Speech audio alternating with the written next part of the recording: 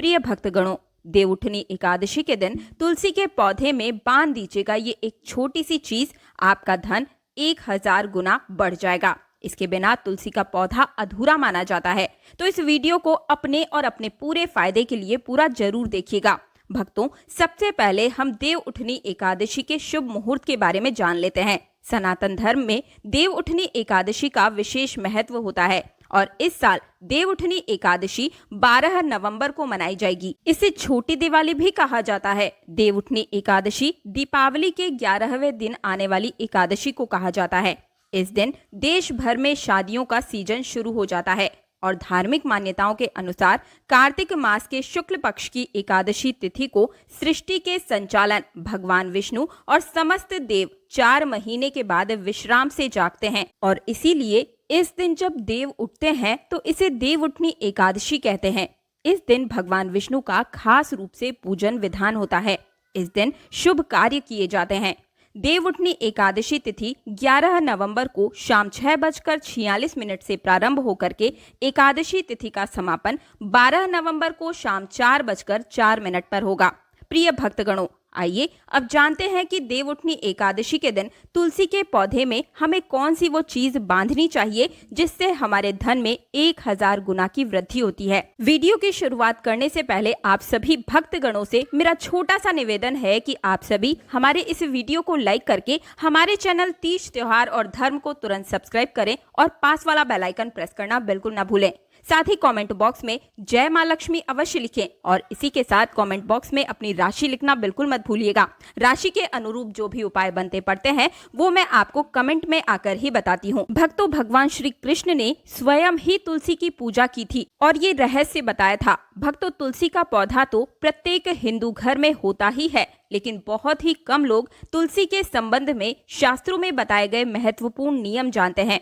तुलसी की पूजा कैसे करनी चाहिए, तुलसी को जल कैसे देना चाहिए, तुलसी के पास में कौन सी वस्तु रखना शुभ होता है आदि कई महत्वपूर्ण नियमों का पालन करना आवश्यक होता है। इसके अलावा अगर आप देवउठनी एकादशी के दिन तुलसी के नीचे ये एक छोटी सी चीज बांध देते हैं तो आपको माँ तुलसी का ढेर सारा आशीर्वाद मिलता है और आपके घर में माँ लक्ष्मी सदैव के लिए निवास करती है। भक्तों, तुलसी का पौधा घर में होना परिवार के प्रत्येक सदस्य के लिए लाभकारी होता है। ये पौधा हर प्रकार से उपयोगी होता है। पुराणों के अनुसार तुलसी के पौधे में माँ लक्ष्मी का वास माना जाता है और नियमित रूप से इस पौधे की पूजा करने से लाभ अवश्य ही मिलता है। लेकिन यदि आप तुलसी का घर में रखने के साथ ही देवउठनी एकादशी के दिन उसके नीचे ये एक छोटी सी चीज बांध देते हैं तो आपको तुलसी लगाने का कई गुना फल प्राप्त होता है, क्योंकि इसी चीज के बिना तुलसी अधूरी मानी जाती है। तुलसी को ये एक चीज संपूर्ण बनाती है, इसलिए शास्त्रों के अनुसार इसका सबसे अधिक महत्व बताया गया है। भक्तों, भारत में ही नहीं बल्कि संसार के अधिकतर देशों में तुलसी का बहुत ही गुणकारी पौधा माना जाता है। इस पौधे में अनेक औषधीय गुणों का भंडार पाया जाता है। इसका आध्यात्मिक तौर पर भी बहुत ही महत्व होता है। प्रत्येक धार्मिक अनुष्ठान हो उसमें तुलसी का प्रयोग अवश्य किया जाता है। विष्णु पुराण में तुलसी को भगवान विष्णु की पत्नी कहा गया है और इसी कारण से तुलसी जगत जननी है।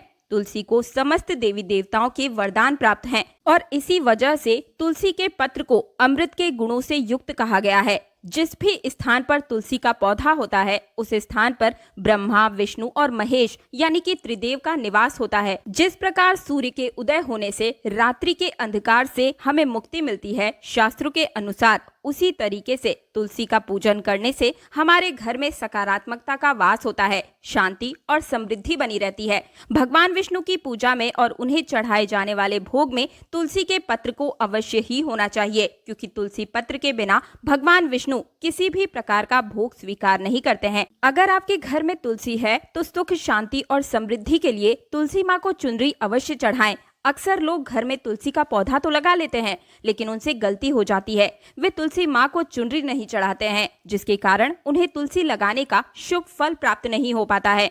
हमेशा ध्यान रहे कि तुलसी का पौधा चुनरी के बिना अधूरा माना जाता है। तुलसी केवल एक पौधा नहीं बल्कि वे भगवान विष्णु की पत्नी के रूप में भी जानी जाती है और इसी वजह से कई बार माँ लक्ष्मी उनसे ईर्ष्या कर बैठती है, क्योंकि कई जगह पर माँ लक्ष्मी के बिना भगवान विष्णु का पूजन तो हो जाता है, लेकिन तुलसी दल के बिना भगवान विष्णु किसी भी प्रकार की पूजा को स्वीकार नहीं करते हैं। इसलिए घर में लगाए हुए तुलसी के पौधे में हमेशा चुनरी बंधी हुई होनी चाहिए। इससे पति पत्नी में प्रेम और विश्वास भी बढ़ता है। घर में रहने वाली महिलाएं सदा सुहागन और सौभाग्यवती रहती हैं, लेकिन तुलसी को चुनरी चढ़ाने से पहले आपको कुछ चीजों का ध्यान जरूर रखना चाहिए। ध्यान रहे कि हमेशा तुलसी के पौधे को लाल रंग की चुनरी ही चढ़ाएं। आप तुलसी के पौधे पर हरे और पीले रंग की चुनरी भी चढ़ा सकते हैं, लेकिन कई लोग पुरानी फटी चुनरी तुलसी के पौधे पर चढ़ा देते हैं। ऐसा कभी ना करें, ये अशुभ माना जाता है। तुलसी पर नई चुनरी ही बांधनी चाहिए। तुलसी पर चुनरी बांधने के लिए देवउठनी एकादशी का दिन सर्वोत्तम माना जाता है। आप किसी भी एकादशी या देवउठनी एकादशी के दिन नई चुनरी लाकर तुलसी के पौधे में जरूर बांध दीजिएगा। इससे आपकी कई गुना अधिक फल की प्राप्ति होगी। अगर चुनरी पुरानी हो जाए तो एकादशी या देवउठनी एकादशी के दिन इसे जरूर बदल दीजिएगा। भक्तों, तुलसी का विवाह भी अवश्य ही करना चाहिए। इससे मनुष्य के सभी दुखों का अंत होता है और सांसारिक जीवन सुखमय बीतता है। भक्तों, कुछ लोग जाने अनजाने में तुलसी के पास ऐसी चीजें रख देते हैं जिससे तुलसी का अपमान होता है। तुलसी का पौधा बहुत ही संवेदनशील होता है। इसकी अच्छी तरह से देखभाल करनी पड़ती है, तभी शुभ फल की प्राप्ति होती है। इसलिए तुलसी के पौधे के पास आपको अपने मुख से कभी भी अपशब्द नहीं बोलने चाहिए। तुलसी के पौधे के पास भूल से भी जूता, चप्पल अथवा झाड़ू पोछा नहीं रखना चाहिए। इससे पाप माना जाता है। जहाँ पर तुलसी का पौधा होता है उस स्थान के आसपास थूकने से घोर अनर्थ होता है। तुलसी के पौधे के पास कभी भी जल से भरा हुआ पात्र नहीं रखना चाहिए। तुलसी के पौधे के पास दीपक जलाने के बाद दीपक को वहां से हटा देना चाहिए, क्योंकि तुलसी के नीचे बुझा हुआ दीपक रखना भी अशुभ माना जाता है। जिस स्थान पर तुलसी का पौधा होता है उस स्थान को हमेशा स्वच्छ रखना चाहिए। इसलिए नियमित रूप से तुलसी के पौधे के पास साफ सफाई जरूर कीजिएगा। तुलसी के पौधे में शिव जी और गणेश जी की प्रतिमा नहीं रखनी चाहिए। साथ ही साथ तुलसी के गमले में अन्य किसी भी प्रकार का पौधा लगाना भी अशुभ होता है। तुलसी के पौधे के पास कपड़े भी नहीं रखने चाहिए। इससे गंदा पानी तुलसी के पौधे में गिर सकता है। ध्यान रहे कि तुलसी के पौधे की पत्तियां नाखून से नहीं तोड़नी चाहिए। इससे तुलसी का अपमान होता है। यदि तुलसी के पत्ते सूख कर नीचे गिर जाएं, तो उन्हें कचरे में नहीं फेंकना चाहिए। उन पत्तों को आप तुलसी की मिट्टी में ही दबा दीजिएगा। रविवार के दिन तुलसी के पत्ते नहीं तोड़ने चाहिए और रविवार को तुलसी को जल भी नहीं चढ़ाना चाहिए। बाकी अन्य दिन बिना चूके नित्य तुलसी को जल चढ़ाना चाहिए और शाम के समय दीपक जलाना चाहिए। अक्सर महिलाएं स्नान के बाद अपने बाल खुले रखकर ही तुलसी को जल देती हैं। ऐसा करना गलत है।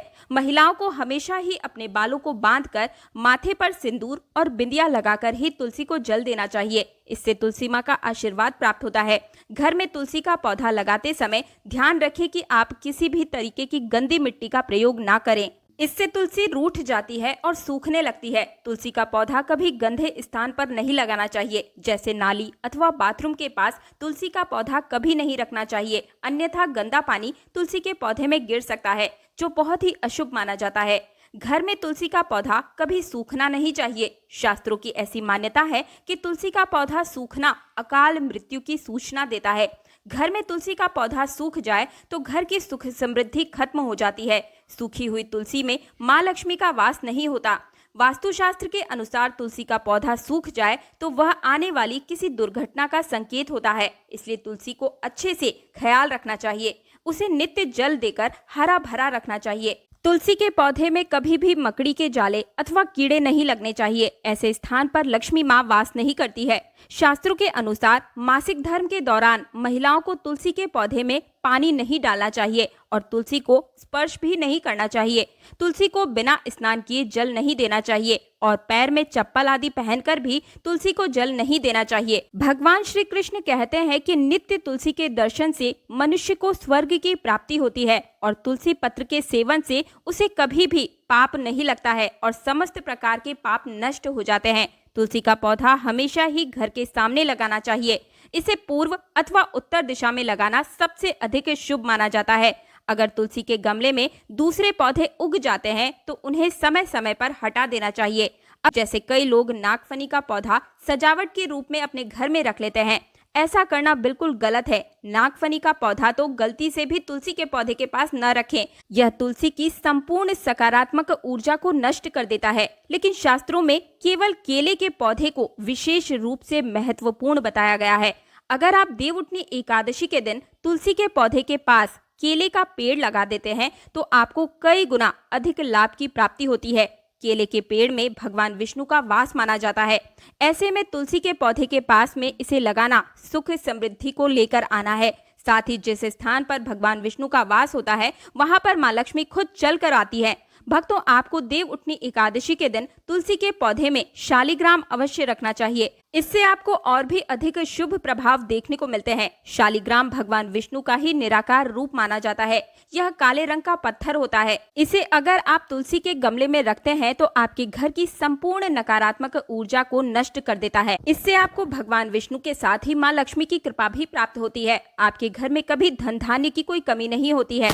पुराणों के अनुसार जिस घर में शालिग्राम होते हैं तीर्थ करने के समान श्रेष्ठ वो घर माना जाता है। नित्य शालिग्राम की पूजा करने से सभी प्रकार के भौतिक सुखों की प्राप्ति होती है। इनके स्वयंभू होने के कारण इनकी प्राण प्रतिष्ठा करने की कोई आवश्यकता नहीं होती। इसीलिए अगर आप देवउठनी एकादशी के दिन तुलसी के साथ में शालिग्राम को रखते हैं, उनका पूजन करते हैं, विवाह करवाते हैं तो आपके घर में कभी भी धन धान्य प्रेम स्नेह की कोई कमी नहीं होती है। हर तरफ से आप तरक्की ही करते हैं। देवउठनी एकादशी के दिन तुलसी का विवाह शालिग्राम से करवाने पर पति पत्नी में आपसी प्रेम हमेशा बना रहता है और कभी भी तलाक की नौबत नहीं आती है। विष्णु पुराण के अनुसार मृत्यु के समय शालिग्राम के चरण सभी पापों से मुक्ति दिलाते हैं और वे मृत्यु के पश्चात वैकुंठ धाम को प्राप्त करते हैं।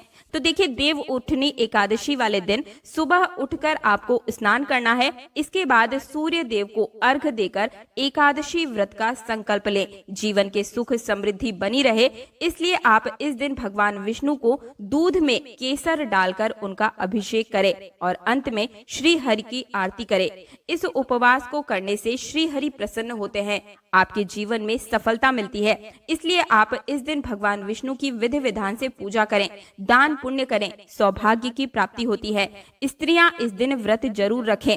हो सके तो व्रत वाले दिन आप भगवान विष्णु का सहस्त्र पाठ करें और इसी के साथ में देवउठनी एकादशी पर भगवान विष्णु को सफेद रंग का भोग लगाएं। इस दिन खीर या सफेद रंग की कोई भी मिठाई का भोग लगाने से श्री हरि विष्णु प्रसन्न होते हैं।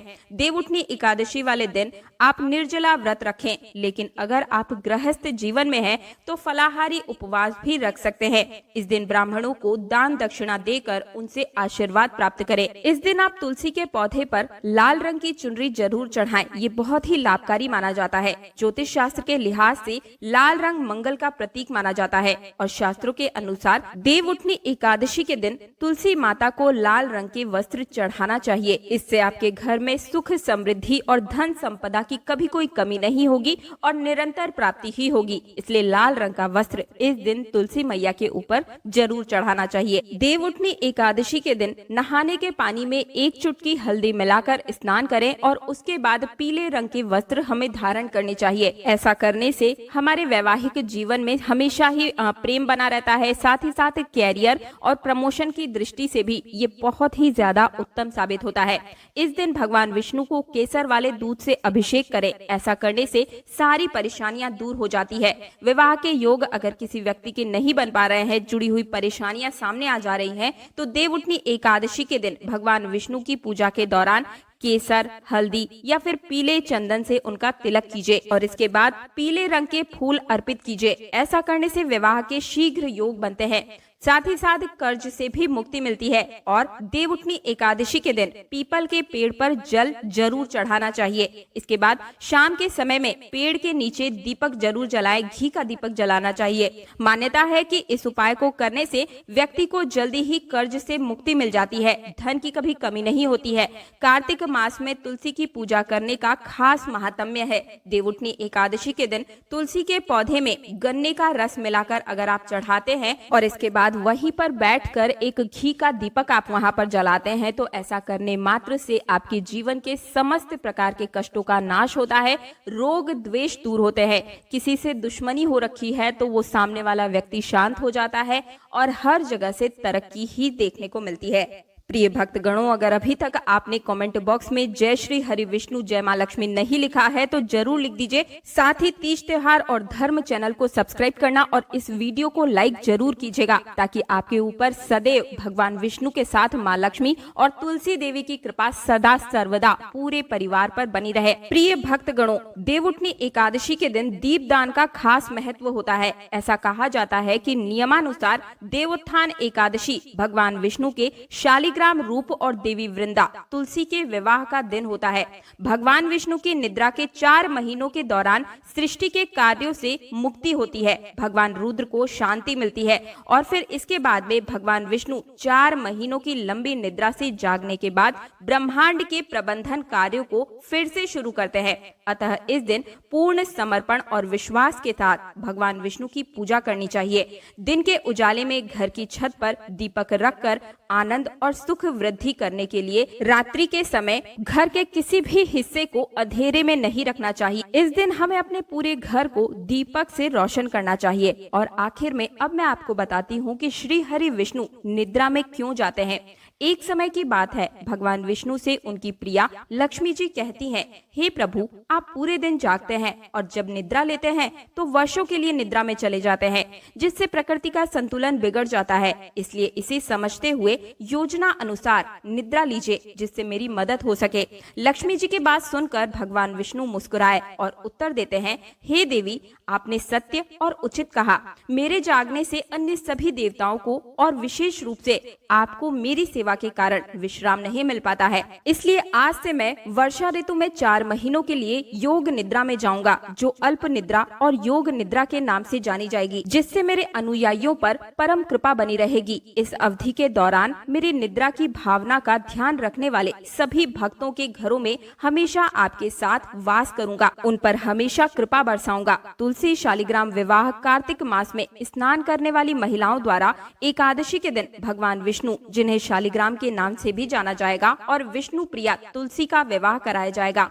तुलसी वृक्ष और शालिग्राम का विवाह समारोह सुंदर से मंडप में किया जाता है और इस समारोह के दौरान नामाष्टक सहित विष्णु सहस्त्र नाम का पाठ किया जाता है। शास्त्रों के अनुसार इस दिन तुलसी शालिग्राम विवाह को मनाने का कारण सुखी वैवाहिक जीवन और पुण्य की प्राप्ति होगा। कार्तिक मास में तुलसी वृक्ष दान करने से बड़ा कोई दान नहीं होगा। और चलिए अब श्रवण करते हैं देवोत्थान एकादशी की पौराणिक व्रत कथा। एक बार एक राजा था और उसके राज्य में सभी एकादशी का व्रत रखते थे। एकादशी के दिन पशुओं सहित कोई भी भोजन नहीं दिया जाता था। एक दिन दूसरे राज्य से एक आदमी ने राजा के पास आकर नौकरी पर रखने के लिए अनुरोध किया। राजा ने उसे नौकरी पर रखने की सहमति देने से पहले एक शर्त रखी कि उसे एकादशी के दिन को छोड़कर प्रत्येक दिन भोजन दिया जाएगा। उस समय उस आदमी ने राजा की शर्त मान ली, लेकिन एकादशी के दिन जब उसे फल दिए गए तो उसने फल लेने से मना कर दिया और राजा के पास जाकर विनती की कि फल उसके लिए पर्याप्त नहीं है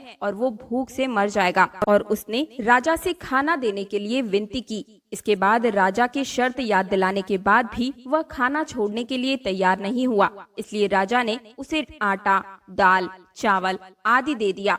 राजा से भोजन प्राप्त करने के बाद उस आदमी ने सामान्य रूप से नदी में स्नान करके भोजन तैयार करना शुरू किया। खाना बन जाने के बाद वह भगवान को आकर के खाने के लिए बुलवाने लगा। उसके पुकारने पर भगवान पीताम्बर धारण करके चतुर्भुज रूप में आए और उसके साथ प्रेम से भोजन करने लगे। भोजन करने के बाद ईश्वर वहीं रुक गए और वह आदमी अपने काम पर चला गया। 15 दिन के बाद दोबारा एकादशी आने पर उस आदमी ने राजा से दुगनी मात्रा में भोजन देने की विनती की और कारण पूछने पर उसने राजा को उत्तर दिया कि वह उस दिन भूखा रह गया था, क्योंकि पीताम्बर देव ने भी उनके साथ में भोजन किया था और जो कि 2 लोगों के लिए पर्याप्त भोजन नहीं था। ये सुनकर राजा आश्चर्यचकित रह गया तथा विश्वास करने को तैयार ही नहीं था कि भगवान ने उस आदमी के साथ में भोजन किया है। राजा बोला कि वह एकादशी का व्रत रखते हैं और भगवान का पूजन भी करते हैं, लेकिन भगवान कभी भी उनके सामने प्रकट नहीं हुए। ये सुनने के बाद आदमी ने कहा कि अगर उन्हें विश्वास नहीं है तो वह उसके साथ चलें और वृक्ष के पीछे छिपकर वहां से सब कुछ देखें। उस आदमी के सच और झूठ को जानने के लिए इच्छा से राजा नदी के पास जाकर पेड़ के पीछे छिप गए। हमेशा की तरह आदमी ने खाना पकाया और शाम के वक्त में भगवान को पुकारने लगा, लेकिन भगवान नहीं आए। आखिरकार उस आदमी ने भगवान से प्रार्थना की कि यदि वह नहीं आए तो वह पानी में कूदकर अपनी जान दे देगा, लेकिन भगवान फिर भी नहीं आए। तब वह स्वयं मरने के लिए नदी की तरफ चलने लगा। जीवन खत्म करने की उसकी यह दृढ़ इच्छा शक्ति जानकर ईश्वर ने जल्दी से प्रकट होकर उसे दर्शन दिए और उसे ऐसा करने से रोका, और फिर दोनों एक साथ भोजन का आनंद लेने लगे। भोजन करने के बाद भगवान उसे अपने विमान से अपने धाम ले गए। ये देखकर राजा को एहसास हुआ कि जब तक मन शुद्ध न हो तब तक उपवास करने का कोई लाभ नहीं है। इससे राजा को सीख मिली और उसने भी शुद्ध मन से व्रत रखना प्रारंभ किया और अंत में स्वर्ग को प्राप्त किया। देवउठनी एकादशी के दिन हम सभी को गौ माता को गुड़ और रोटी जरूर खिलानी चाहिए। हो सके तो उसमें एक चुटकी हल्दी लगा करके और साथ ही में घी लगाकर ऐसी रोटी अगर हम गौ माता को खिलाते हैं तो हमें 33 कोटि देवी देवताओं का आशीर्वाद प्राप्त होता है। साथ ही माँ लक्ष्मी हमारे घर में हमेशा के लिए रहने के लिए बाध्य हो जाती है। तो इस दिन गौ माता को रोटी अवश्य खिलाएं। प्रिय भक्तगणों, देवउठनी एकादशी के बारे में मैंने आप सभी को संपूर्ण जानकारी और उपाय बता दिए हैं। अगर आपके मन में किसी भी प्रकार का कोई प्रश्न है तो मुझे कमेंट के माध्यम से जरूर लिख भेजिएगा। साथ ही अपनी राशि लिखना बिल्कुल भी ना भूलें, क्योंकि वहाँ पर मैं आप सभी की राशि के अनुरूप उपाय बता रही हूँ। वीडियो को लाइक करके हमारे चैनल तीज त्योहार और धर्म को सब्सक्राइब करना बिल्कुल भी मत भूलिएगा, क्योंकि ये आपके लिए तो फ्री है, लेकिन इससे हमारी बहुत ही मदद होती है। साथ ही हर रोज बिल्कुल मुफ्त में हर एक जानकारी आपको मिलती जाती है।